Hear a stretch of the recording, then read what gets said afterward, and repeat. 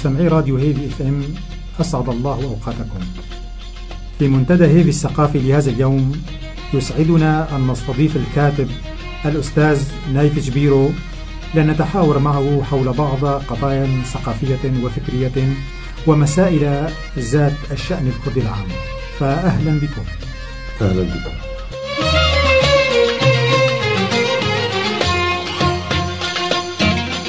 أستاذ نايف، حتى ولو كنا نعلم من هو الأستاذ نايف جبيرو، ولكن المنطقي أن يتعرف مستمعو راديو هيفي اف ام الأعزاء على شخصه الكريم. فبداية، من هو نايف جبيرو؟ في البداية أشكركم وأشكر راديو هيفي لإفساح هذا المجال. طبعا أنا اسمي نايف جبيرو، وجبيرو طبعا هو اللقب. أنا خريج كلية الحقوق من سنة 1987. كنت من المظلومين المجردين من الجنسية السورية نتيجة إحصاء عام 1962. بعد أن تخرجت من الجامعة عملت في القطاع الخاص، وكان لي اهتمامات ثقافية في المطالعة، وبدأت الكتابة منذ أكثر من 6 سنين. وما هي أهم كتاباتك أو اهتماماتك ونتاجاتك في مجال الكتابة؟ طبعا بعد فترة سنين من المطالعة مال اهتمامي أكثر شيء في مجال الفكر الديني والفلسفة الدينية. إلى جانب العمل في المجال السياسي، ولم أنقطع يوم من الأيام عن الاهتمام بالمجال السياسي الثقافي السياسي ومجال الحركة السياسية الكردية وحتى الدولية. اسمح لي أن أقسم هذا الحوار إلى محاور متفرقة، وأبدأ في المحور الأول من هذا اللقاء ونتناقش حول النقد السياسي. وقد لاحظنا في الآونة الأخيرة تعاطيا من قبل الكثير من الكتاب الكرد معه. فبداية، ما هو تعريف النقد السياسي؟ النقد السياسي، إذا أردنا أن نعرف النقد السياسي لابد أن نشير إلى تعريف النقد السياسي. النقد السياسي يمكن أن يقال له أيضا بالتعقيب السياسي أو النقاش السياسي، وهو نقد يختص أو يتعلق بالسياسة ويشمل السياسات والساسة والأحزاب السياسية وأنواع الحكومات. طبعا هناك خلاف بشأن دور النقد السياسي وأهميته في التطور، وبصورة خاصة في المجتمعات الديمقراطية. فهناك من يزعم أن النقد السياسي وتحت مسمى حرية التعبير بأنه يحدث تنوعا في الآراء، ويعززه الأمر الذي يلعب دورا مهما في الديمقراطية الحقيقية وتطور المجتمعات. هناك منتقدون لفلسفة النقد السياسي، فيرون بأن عامة الناس يفتقرون القدرة على استيعاب الآراء التي تتسم بقدرة من الثقافة ما يكفي أخذها على محمل الجد. وبالتالي فإن أصحاب هذا الرأي يرون بأن كثرة هذه الآراء والترويج الحماسي لها لا يسفر سوى عن ارتباك وتعقد في الشؤون السياسية، وبالتالي عرقلة التطور. طبعا هناك آراء في أساليب النقد السياسي عبر التاريخ. فهناك النقد السياسي عن طريق طبعا الكتب، في الكتب المقدسة وخاصة في الأديان السماوية التي أحدثت تغييرا كبيرا على مر العصور، إلى جانب كتب المؤرخين والفلاسفة والمبدعين، ومن هنا قالوا بأن القلم أقوى من السيف. هناك أيضا إلى جانب الكتب هناك التلفزيون والأفلام، وذلك عن طريق الأفلام والمسلسلات التلفزيونية والمقابلات التلفزيونية مع الساسة والمثقفين والأدباء والنقاد، حيث أن الدعاية السياسية في هذا المجال يشكل التأثير الكبير على كل شيء، بدءا من نظرة الأمة لاقتصادها وصولا إلى أبسط القرارات السياسية والانتخابات النيابية والرئاسية. أيضا هناك الكاريكاتير السياسي أو الصحفي، ذلك بقدرته على الترويج لآراء سياسية بأساليب هجائية تستهدف على استقطاب العقول مرئيا.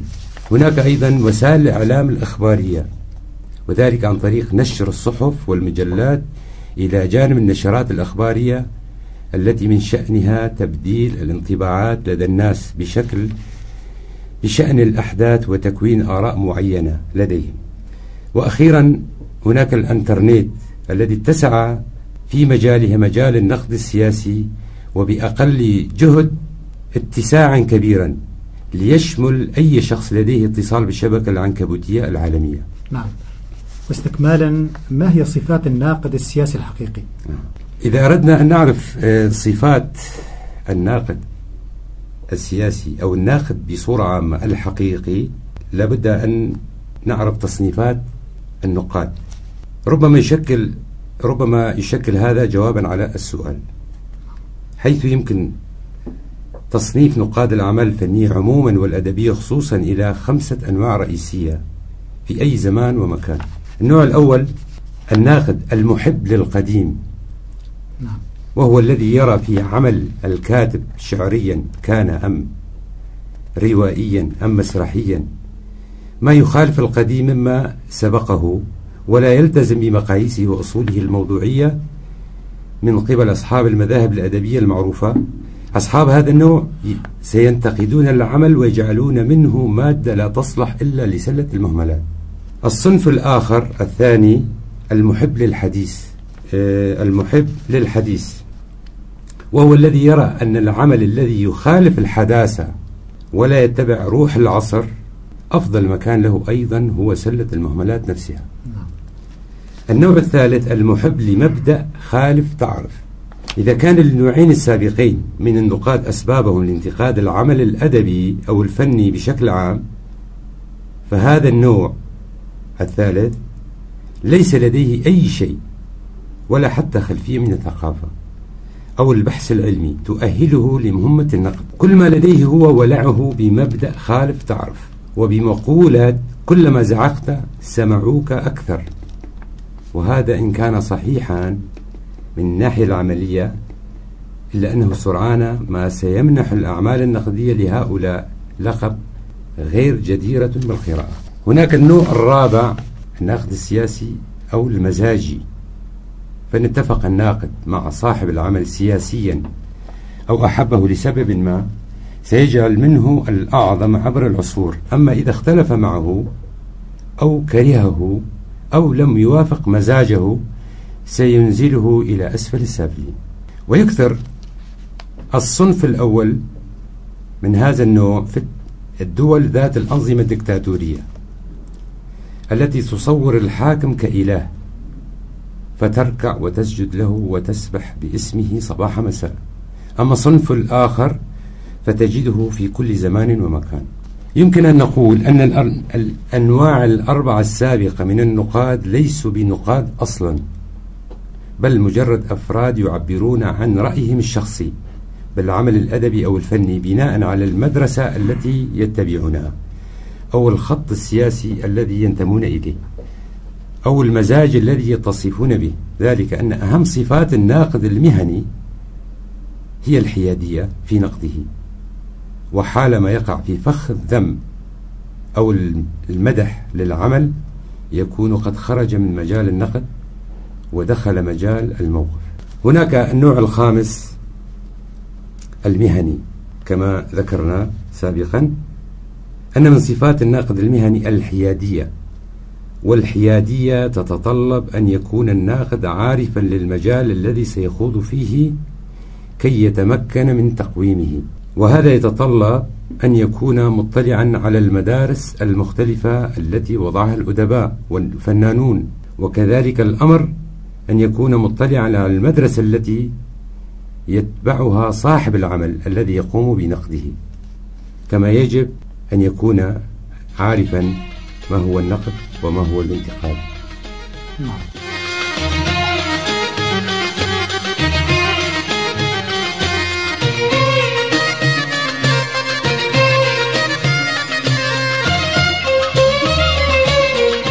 وهل من الممكن وضع السجال السياسي الدائر كرديا ضمن خانة النقد المتبادل؟ طبعا قبل قليل بينا تصنيفات النقاد. أنا حسب ما أرى أن الناقد السياسي في مجتمعنا يقع في غالبيته العظمى ضمن الصنف الثالث، ضمن الصنف الثالث، أي المحب لمبدأ خالف تعرف. نعم. مبدأ خالف تعرف، أو المزاجي، أو حتى يمكن تسميته بالناقد المزاجي. نعم. يعني غير مستقر في رأيه، غير مستقر في رأيه، أو لا يعتمد المهنية أو الحيادية، لا يعتمد المهنية أو الحيادية، ولا يتبع أصول النقد العلمي. نعم. يعني الناقد الذي لا يعرف أصول ومبادئ النقد، وينطلق من كما ذكرنا قبل قليل، كلما زعقت سمعوك أكثر من هذا المبدأ أو من هذا المنطلق، ليسمع صوته إلى الآخرين، وكي يعتبر نفسه ناقد سياسي، علما أنه لا يتبع أصول النقد السياسي ولا يبني ما يفيد هذا المجتمع وما يفيد الواقع السياسي الكردي. نعم. الذاتية طاغية عنده على الهم العام. الذاتية طاغية عنده، والعاطفة. نعم. وعاطفة الانتماء، عاطفة الانتماء السياسي لديه طاغية على أصول النقد. نعم. البناء. نعم. وفي سؤال آخر يقول ابن خلدون: العقل ميزان صحيح، فأحكامه يقينية لا كذب فيها. انتهى الاستشهاد هنا. وأنت أستاذ نايف، هل تعتقد أن النقد الممارس الآن نقد عقلي، أم إنه نابع من العاطفة تجاه المنقود كما ذكرت الآن؟ طبعا حسب ما ألاحظ في مجتمعنا، وخاصة في المجال السياسي والنقد السياسي، قليلا ما أجد من ينتقدون، قليلا ما أجد من ينتقدون حسب الأصول العلمية للنقد السياسي. في غالبيتهم العظمى ينطلقون من العاطفة، من الانتماء السياسي، ربما من موقف مسبق أيضا، ومن موقف مسبق. الناقد الحقيقي هو من ينتقد الطرف الآخر وينتقد الطرف الذي ينتمي إليه حينما يخطأ.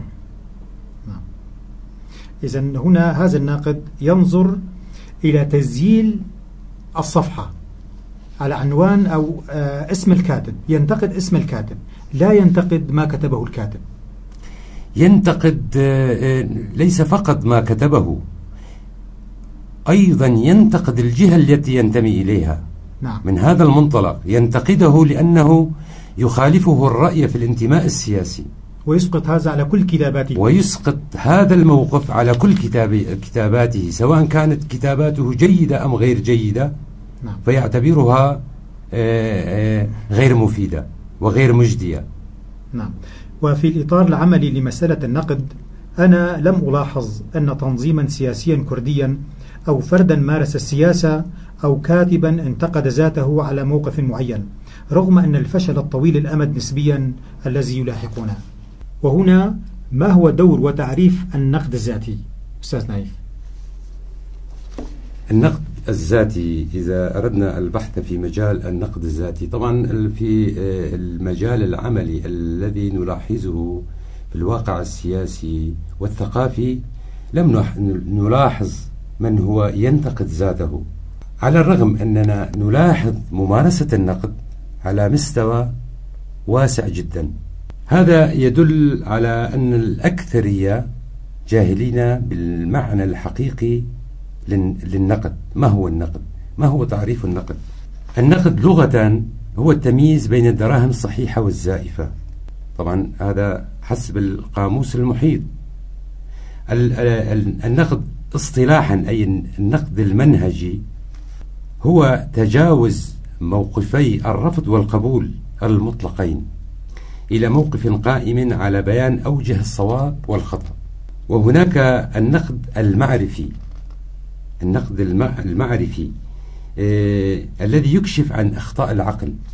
وهناك النقد السياسي الذي يكشف عن قصور السلطة عن أداء دورها كنائب عن الشعب. وهناك النقد الاجتماعي، وهو الكشف عن الظواهر الاجتماعية السالبة التي تتضمن أنماط التفكير والسلوك الاجتماعي السلبي.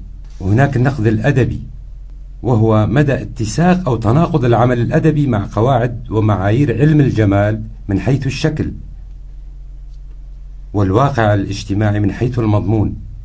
والنقد بأنماطه المتعددة هو أحد شروط انتقال أي مجتمع من التخلف الحضاري إلى التقدم الحضاري، لأنه أحد شروط توصل المجتمع إلى الطبيعة الحقيقية للمشاكل التي يواجهها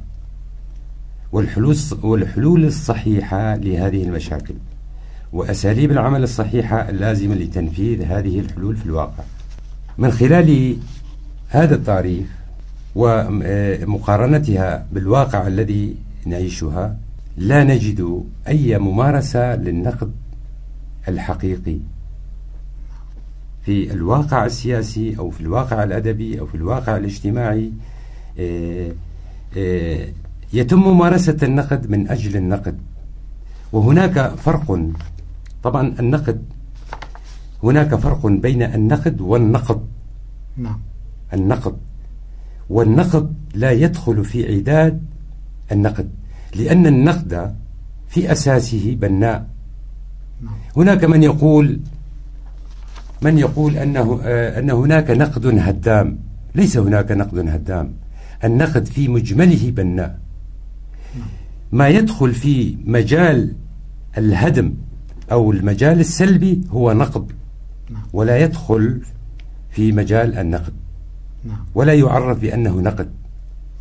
وأغلب ما يتم ممارسته هو في واقعنا هو النقد. نعم.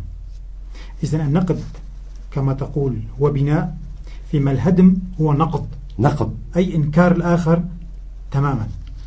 هو نقد، إنكار الآخر، هدم الشيء الآخر بسلبياته وإيجابياته، رفضه بشكل كامل، رفضه بشكل مطلق. النقد لا يحتوي النقد المطلق أو الرفض المطلق. نعم. النقد هنا يبرز السلبيات ويبرز الإيجابيات. النقد الذي تعنيه هذا ما يقولون عنه إنه نقد البناء. نقد البناء يظهر أوجه الخلل ليزيل الخلل. نعم. ثم ليبني عليه. نعم. أما أن تظهره بشكل هدام فهو نقد وليس نقدا. وهل هناك علاقة بين النقد الذاتي والتربية الاجتماعية وعدم قدرتنا على إبراز أخطائنا والاعتراف بها؟ طبعا النقد الذاتي لها علاقة بالتربية الاجتماعية. نعم. ومرتبطة أيضا بالمستوى الوعي والمستوى الثقافي لدى الإنسان، ومدى ارتباطه بالأصول العلمية، الأصول العلمية للنقد الحقيقي. وأكثر ما يتم ممارسته بعيد عن النقد العلمي الحقيقي. نعم. وفي موضوع مرتبط بما قلناه، فأسماء الكتاب الكرد تدل على رؤيتهم النقدية، فالاسم الفلاني محسوب على هذا الطرف. إذا نقده يتصف بخصائص معينة مسبقا. هذا الأمر يساهم في خلق حالة نقدية. هل هذا الأمر يساهم في خلق حالة نقدية صحية؟ أم أن النقد الذي نتحدث عنه مثل غيره من أوجه الكتابة قد تم تسييسه؟ طبعا كما ذكرت أنه أسماء الكتاب معروفون بانتماءاتهم، وينطلق انتقاداتهم من مواقفهم السياسية ومرتبطة بمسائلهم العاطفية، وهذا لا يبني مجتمعا ولا يفيد في حالة التطور الاجتماعي أو حتى السياسي أو الثقافي.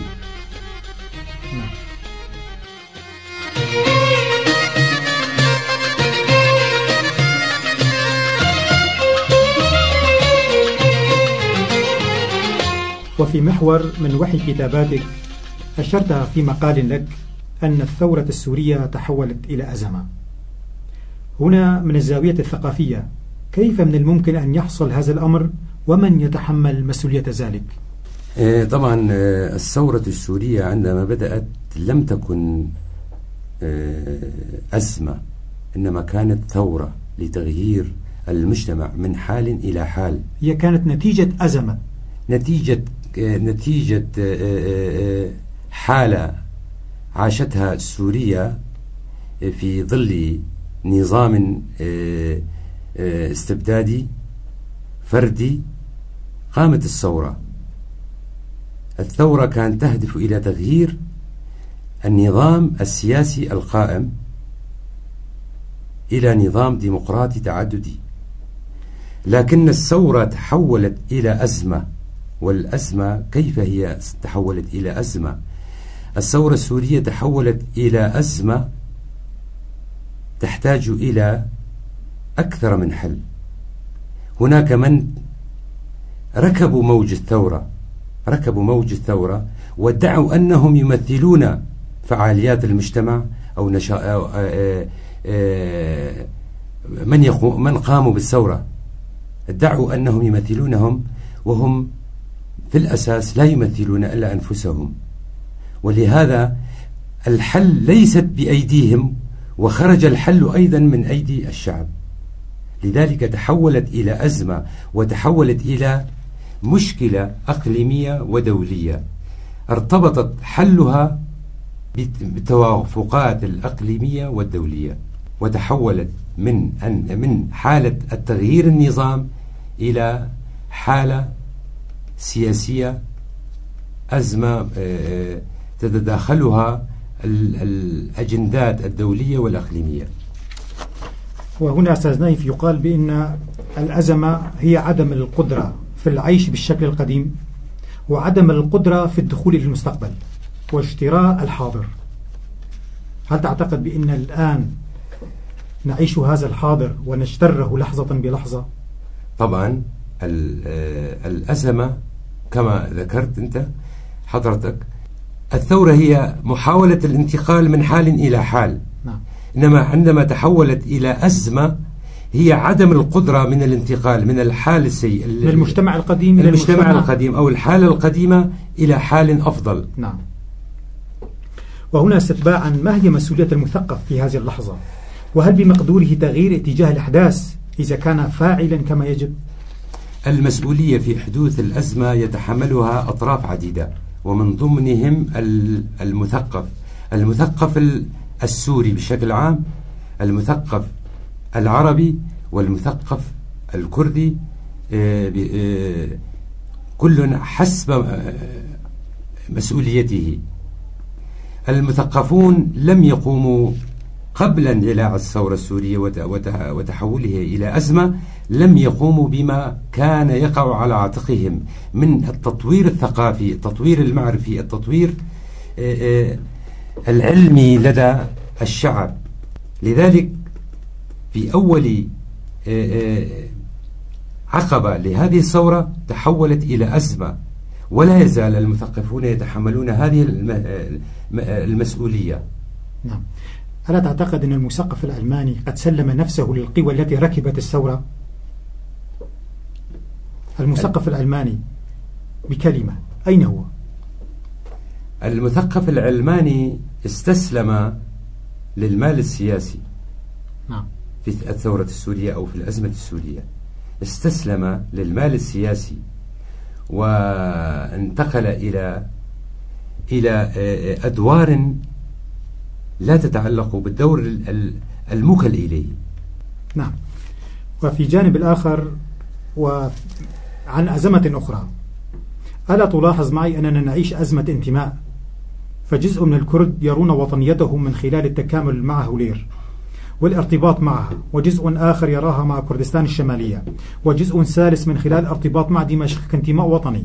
أنت كمثقف كيف يمكنك فك هذه المعضلة، وما هي أسبابها برأيك؟ نحن نعيش أزمة انتماء، صحيح، هذا صحيح. نحن نعيش أزمة انتماء مثلما يعيش المثقف العربي أزمة انتماء. نعم. خاصة وما يهمنا نحن ككرد نلاحظ أننا نعيش أزمة انتماء. البعض يرى انتماءه إلى هولير، والبعض يرى انتماءه إلى قنديل، والبعض كما ذكرت يرى انتماءه الوطني إلى دمشق ضمن الجغرافيا السورية، ضمن الجغرافيا المعروفة بحدودها الطبيعية الآن، وهذا أو حدودها السياسية القائمة حاليا. نعم، ضمن حدود الدولة السورية الجغرافية والسياسية. يرون انتماءهم إلى دمشق. طبعا هذا يشكل نوعا من الضياع نحو الهدف الحقيقي. دور المثقف في هذا المجال ينحصر في التوعية، في الارتباط بهدف استراتيجي وتحديد الهدف الاستراتيجي ككرد. دور المثقف يختلف عن دور السياسي. ربما السياسي يكون مرتبطا نتيجة أجندات غير مكشوفة، أما المثقف الحقيقي ومن خلال كتاباته يجب أن يكون له هدف محدد، وهو الهدف الاستراتيجي الذي يتعلق بقضية شعبه. وهل من الممكن أن يكون المثقف مركز الفعل الوطني، أي قادر على خلق مبادرة لحل أزمات مجتمعه؟ عندما يقوم بما هو موكل به يمكن الاعتماد عليه، ويمكن تغيير الواقع الاجتماعي والسياسي بمجمله. لكن المثقف إذا قام بدوره، ومن المؤسف أن واقعنا بعيد عن هذا، عن القيام بهذه المهمة. وفي المحور الأخير أسألك أستاذ نايف شبيرو، أن السياسة قد أخذت من وقتك الكثير، فهل تستحق السياسة ذلك؟ نعم، السياسة تستحق ذلك، لكن عندما يمارس الإنسان السياسة بصدق وأمانة، بمصداقية، تستحق، لأن السياسة والثقافة مرتبطة ببعضها. الإنسان المثقف إذا كان بعيدا عن السياسة قد لا يستطيع البحث في إيجاد الحلول، والإنسان السياسي يجب أن يكون غير بعيدا عن المجال الثقافي، لأن الإنسان السياسي البعيد عن السياسة أيضا يفتقر إلى إيجاد الحلول. السياسة تستحق، لكن إذا مارسها الإنسان بصدق وضمن الأصول العلمية التي تخدم المجتمع. نعم. وألا ترى معي أن الكاتب يؤخذ أحيانا إلى نواحي قد لا يريدها في ظروف معينة، كأن يترك نشاطه الإبداعي والثقافي والمعرفي ويدخل في دهاليز السياسة؟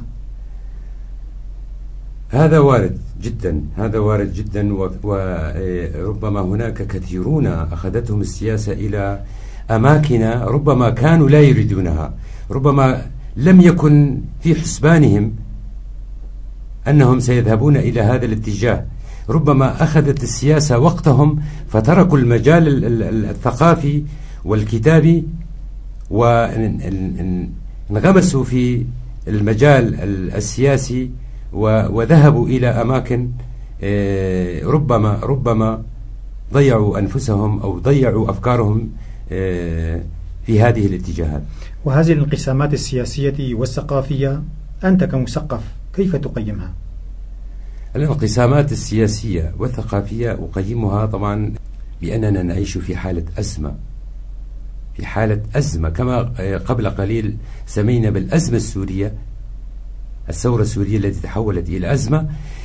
أيضا نحن نعيش في حالة أزمة سياسية وأزمة ثقافية في المجتمع الكردي في روجافا. نعيش في حالة أزمة سياسية وثقافية غير مفيدة، لا تفيد في إيجاد الحلول لمشكلتنا وحقوقنا. نعم. وهل أنت راض عن الواقع الثقافي الكردي الآن؟ طبعا الواقع الثقافي الكردي مرتبط إلى حد كبير بالواقع السياسي الكردي. أنا لست راضيا عن الواقع الثقافي الكردي. المثقفون أو الكتاب أيضا أصبحوا كأنهم أحزاب، أصبحوا كأنهم سياسيون، ضيعوا كما ذكرت، أخذتهم الحالة التي نعيشها إلى جهة ربما كانوا لا يتمنونها سابقا. نعم. ألم يستطع المثقف الكردي عكس واقعه بالشكل الحقيقي في كتاباته؟ المثقف الكردي في غالبيتهم العظمى لم يستطيعوا أن يعكسوا الواقع الذي يعيشونه، الواقع المفروض، الواقع المطلوب. لم يستطيعوا أن يشخصوا الحالة المطلوب أن يصل إليها المجتمع الكردي.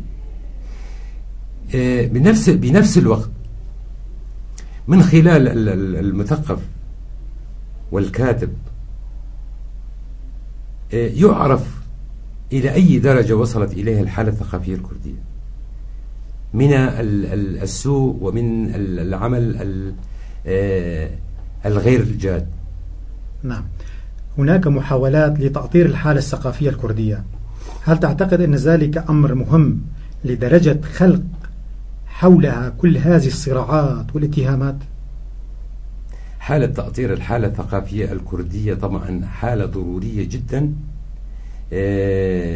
بناء مؤسسات كمؤسسة ثقافية كردية حالة ضرورية يبنى عليها حالة التطور، لكن حقيقة هذا الأمر يخوضه أو يكتنفه غموض وصعوبة قد يكون صعوبتها أصعب من حالة التوافق السياسي. أنت أستاذ نايف كشخص ساهم في توحيد هذه الأطر، هل تعبتم من محاولات توحيد الحراك الثقافي الكردي؟ حاولنا طبعا منذ أكثر من عام، وخضنا في هذا المجال محاولات عديدة، لكننا بكل أسف حتى الآن لم نصل إلى تلك القناعة التي يمكن القول بأننا قد أنجزنا ما كنا نتمناه. نعم. وسمعت الليلة الماضية كهناك اجتماع صدر عن هذا الاجتماع بيان، ما هو فحوى هذا البيان؟ البيان طبعا كان هناك خلاف بين شقي الاتحاد، اتحاد كتاب الكرد في سوريا. طبعا يمكن يكون معلوم لديك أنه منذ المؤتمر الأول للاتحاد في تاريخ 10/10/2014 حدث خلاف في الاتحاد الكتاب الكرد، وأصبح ما يشبه اتحادين. كانت المحاولات جارية منذ ذلك التاريخ وإلى الآن لتوحيد جهود الكتاب في مؤسسة واحدة. ويوم أمس قد توصلنا طبعا عن طريق الإدارة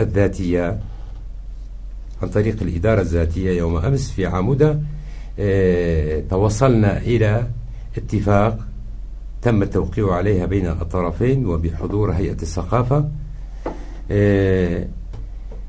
سيتم انعقاد المؤتمر الثاني للاتحاد خلال نصف الشهر العاشر القادم. نأمل أن ننجح في مسعانا ونتمكن من حل جميع المشاكل الموجودة في اتحاد كتاب الكرد، ونصل إلى حالة انعقاد المؤتمر بصورة صحية وجيدة، ونصل إلى حالة بناء مؤسسة يمكن البناء عليها يمكن من خلالها خدمة الثقافة الكردية. هل أنت متفائل وأن هذا التوحيد على الأبواب؟ أنا بصراحة قد أكون متفائل وغير متفائل، يعني 50% متفائل و50% غير متفائل. نعم.